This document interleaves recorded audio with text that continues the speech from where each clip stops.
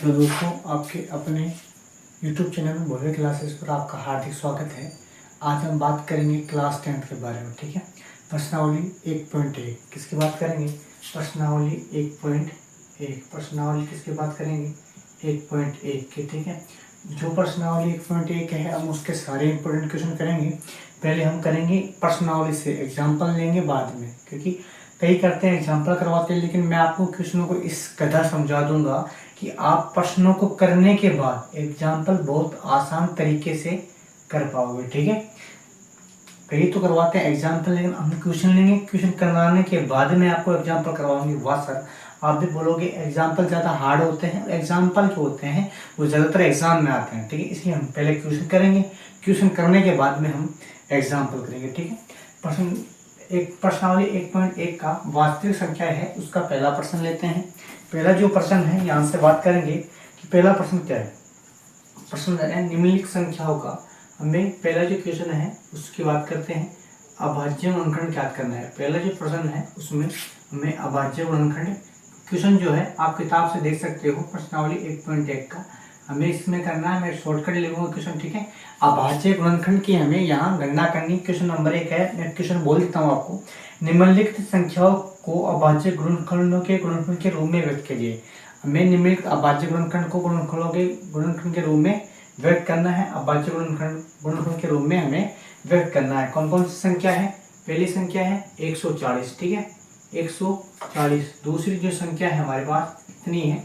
दूसरी जो दे रखी है 156 दे रखी है। ठीक है, तीसरी जो दे रखी है उसकी बात करते हैं। तीसरी जो दे रखी है वो 3825 दे रखी है। ठीक है, 3825। 5 क्वेश्चन दे रखे हैं इसमें, लेकिन मैं आपको करवाऊंगा कितने? सिर्फ 3 करवाऊंगा। 3 क्यों करवाऊंगा कि यदि आप 3 कर लेते हो तो आप 2 आसानी से कर सकते हो। ठीक है, तो हम इसको करते हैं। ठीक है, किताब को साइड में रख देते हैं, करते हैं 140 का अभाज्य गुणनखंड। ठीक है, फर्स्ट का लेते हैं हम। ठीक है, फर्स्ट का लेते हैं 140 का हमें अभाज्य गुणनखंड करना है। जैसे अभाज्य गुणनखंड करने पर हम ये लेते हैं, छोटी कक्षाओं में ऐसे सीखते हैं ना बच्चों, ऐसे सीखते हैं। जैसे अब इसमें 140 में, अब देखो 140 में हमें ऐसे संख्या का भाग देना है, छोटी से छोटी संख्या का हमें 140 के अंदर भाग देना। ठीक है, कितनी छोटी से जो छोटी संख्या होगी उसका हमें भाग देना। जैसे 2 का जाए तो पहले हमें कुछ करनी 2 का देना। ऐसा नहीं है कि 140 कोई ऐसी संख्या जिसमें 2 का भी जाए, 2 का जा रहा है तो 2 का ही देना, 3 का जा रहा है 3 का देना, 4 का जा रहा है 4 का देना। ऐसा नहीं है कि इस संख्या में 4 का भी जा रहा है 6 का भी जा रहा है। ऐसा नहीं होगा कि पहले हम 6 का दें, पहले उसका देंगे जो छोटी से छोटी संख्या हो। अर्थात सबसे पहले हम जिसका छोटी से छोटी संख्या का भाग देंगे। इसमें सबसे छोटी संख्या, जैसे मान लीजिए 140 में सबसे छोटी संख्या 2 है, 2 का भाग छोटी से छोटी संख्या 2 है, जिसमें भाग 1 का तो सभी में जाएगा। 1 के अलावा जो सबसे छोटी संख्या होगी हम उसका भाग देने की कोशिश करेंगे। ठीक है, समझ में आ गया होगा। अब जैसे इसका देंगे तो 70 आएगा। कितना आएगा भाई? 70 आएगा। अब ऐसे फिर 2 का जाएगा, 2 का जाएगा ना, कितने बार? 35 बार। ठीक है, इसमें दूंगा 35 में 5 का। अब देखो 35 के अंदर 5 का भी जाता है। ठीक है, 7 का भी जाता है। लेकिन मैंने क्या कहा था कि हमें कौन सी लेनी है? छोटी संख्या लेनी है। और इन दोनों में से छोटी संख्या कौन सी है? 5 ही तो है। 7 का भी जा रहा है लेकिन 5 हमें छोटी संख्या लेनी, इसलिए मैंने क्या किया? 5 उठाया। ठीक है, 5 35, इसमें 7 बार गया। एलसीएम खत्म हो गया ना, इसको तो रफ कर देते हैं, तो समझाने के लिए क्या था ओनली। ठीक है, इसको हम रफ कर देते हैं। ठीक है, अब बात करेंगे सर कि आपने ये तो कर दिया, अब इसको देखो हम अभाज्य गुणनखंड को हम कैसे लिखेंगे। ठीक है, अभाज्य गुणनखंड गुणनफल के रूप में व्यक्त करेंगे। ठीक है, अब देखो 140 हो गया, हम 140 को ऐसे लिख सकते हैं ना, कैसे लिख सकते हैं? जैसे ये आया 2 गुणा 2, ठीक है, इंटू 5 इंटू 7। ठीक है, यहाँ से अब इसको ऐसे लिख सकते हैं, अभाज्य गुणनखंड के रूप में व्यक्त करना ना, हमें अभाज्य गुणनखंड के गुणनफल के रूप में व्यक्त करना है। तो हम इसे कैसे कर सकते हैं? 2 गुणा 2, इन दोनों को मैं ऐसे लिख सकता हूँ, और ये जो है 5 इंटू 7, यही हमारा आंसर होगा। ठीक है, ये पहले क्वेश्चन का आंसर होगा। ठीक है, समझ में आया होगा, आसान तरीके से समझ में आएगा, मैं आसान तरीके से समझाऊंगा आपको। ठीक है, अब देखा ये समझ में आ गया, आंसर आ गया पहले का आ गया। इसी प्रकार हम दूसरे को भी लेते हैं यहाँ से। ठीक है, दूसरे को भी लेते हैं यहाँ से। ठीक है, अभी लेते हैं जैसे 156 बोलेंगे, 156 को लूंगा मैं यहाँ से, जैसे मैं लूंगा 156 को, वो 156 का एलसीएम वही बात है भाई जो पहले छोटी संख्या का 7 बार गया, 1 बचा, 78 बच गया, हो गया ना। अब तो आप दे सकते हो 39 बच गया, 3 का जा रहा है कितने बार, 13 बार जा रहा है ना, जा रहा है। अब 156 को मैं से लिख सकता हूँ, नहीं लिख सकता, कैसे लिख सकता हूँ भाई, 2 इंटू 2 इंटू 3 इंटू 13, ठीक है। 156 को मैं ऐसे लिख सकता हूँ, और इसको ऐसे लिख सकता हूँ, नहीं लिख सकता, कि 2 की घात 2 इंटू 3 इंटू 13, ऐसे लिख सकता हूँ ना, लिख सकता हूँ, नहीं लिख सकता, ऐसे मैं लिख सकता हूँ उसे। अब बात करते हैं, ये आप दिख रहा होगा, ऐसे अभाज्य गुणनखंड हम कर सकते हैं। अब बात करते हैं आगे, 3825 का लेते हैं। ये जो छोटी छोटी थी, अब एक बड़ी लेते हैं, ठीक है। कौन सी लेते हैं, बड़ा क्वेश्चन लेते हैं, मतलब बड़ा अभाज्य गुणनखंड लेते हैं, बड़ा क्वेश्चन नहीं है, होगा तो सेम टू सेम, होगा तो सेम टू सेम। जैसे 3825 है, ठीक है। एक बड़ा अभाज्य गुणनखंड लेते हैं 3825। अब इसमें क्या है, इसमें 2 का भाग है, नहीं जाएगा। अब इसमें देखते हैं 3 का जाता नहीं जाएगा, 3 का भाग किस संख्या में जाएगा, 3 का भाग जो जाएगा वो उस संख्या में जाएगा इसके अंकों के योग में। यदि इसके अंकों के योग में 3 का भाग जा रहा है ना, तो इसमें जाएगा।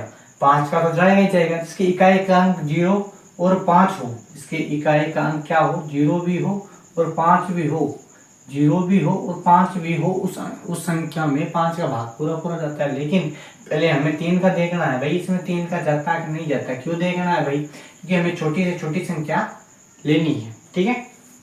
अब देखो 5 से 2 7 8 15 हो गया ना, 15 3 18, मतलब इसमें 3 का भाग जाएगा, हमें 5 तक जाने की कोई जरूरत नहीं है, ठीक है सर। अब लेते हैं, एक बार गया, ठीक है, एक बार 3 दूनी 6, 2 बच गए ना, 21,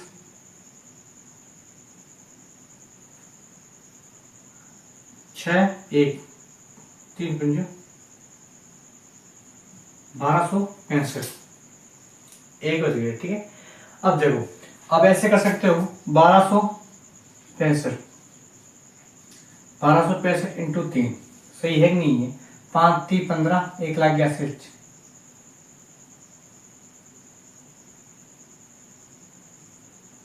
गलत हो गया भाई, ये कहीं ना कहीं गलत हो गया भाई, देखते हैं दोबारा से, ठीक है।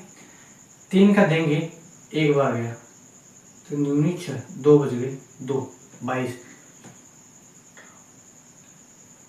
7 बार गया, ये 7 1 3 15 1275 आ गए।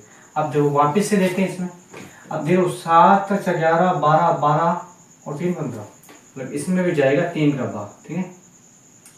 3 चौक 12, 4 बज गए, 3 दूनी 6, 3 पंजो 15, 4 5 4 9 2 गया, इसमें नहीं जाएगा, इसमें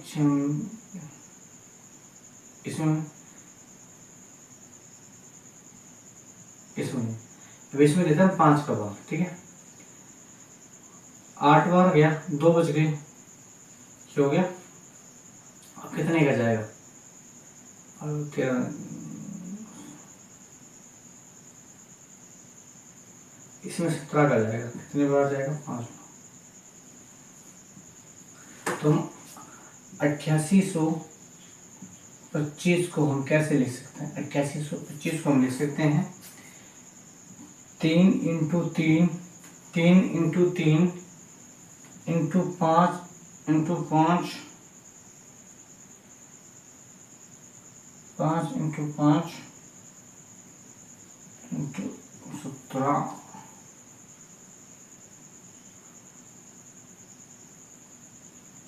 अब इसको ऐसे लिख सकते हैं ना, 3 का स्क्वायर 2 का स्क्वायर इंटू 17, ठीक है। इसको ऐसे लिख सकते हैं, सॉरी 5 का स्क्वायर इंटू 17, इसको ऐसे लिख सकते हैं, लिख सकते हैं कि नहीं लिख सकते, लिख सकते हैं।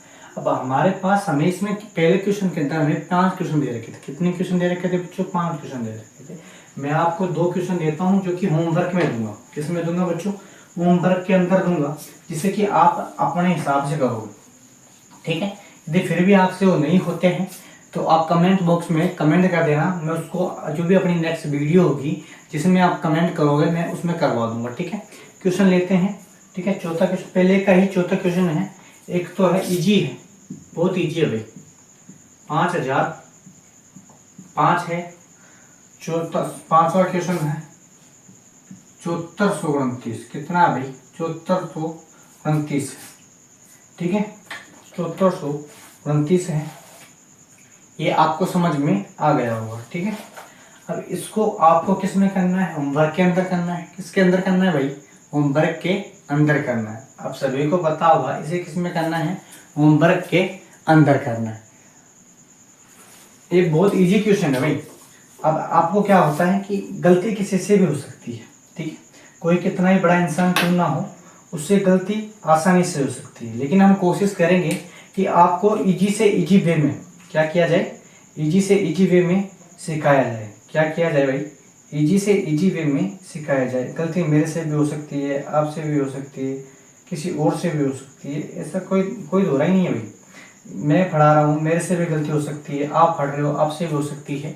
लेकिन हमें करना क्या है कि हमें यही करना है कि हमें जब बोर्ड एग्जाम दे वहाँ पे हमें हमसे कोई किसी भी प्रकार की कोई गलती ना हो। हम पढ़ी क्यों रहे? कि बोर्ड एग्जाम में अच्छे नंबर ला सके। क्यों? ऐसे तो पढ़ रहे हैं, इसलिए आपको क्या करना है?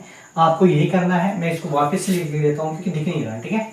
वापस से लिखते हैं। आपको होमवर्क के अंदर दे रहा हूँ 2 क्वेश्चन। कितने? होमवर्क के अंदर आपको 2 क्वेश्चन दे रहा हूँ, ठीक है। होमवर्क के अंदर कितने क्वेश्चन दे रहा हूँ? आपको 2 दे रहा हूँ। होमवर्क के अंदर आपको 2 दे रहा हूँ। एक तो चौथा क्वेश्चन होगा 5005। एक कौन सा क्वेश्चन है?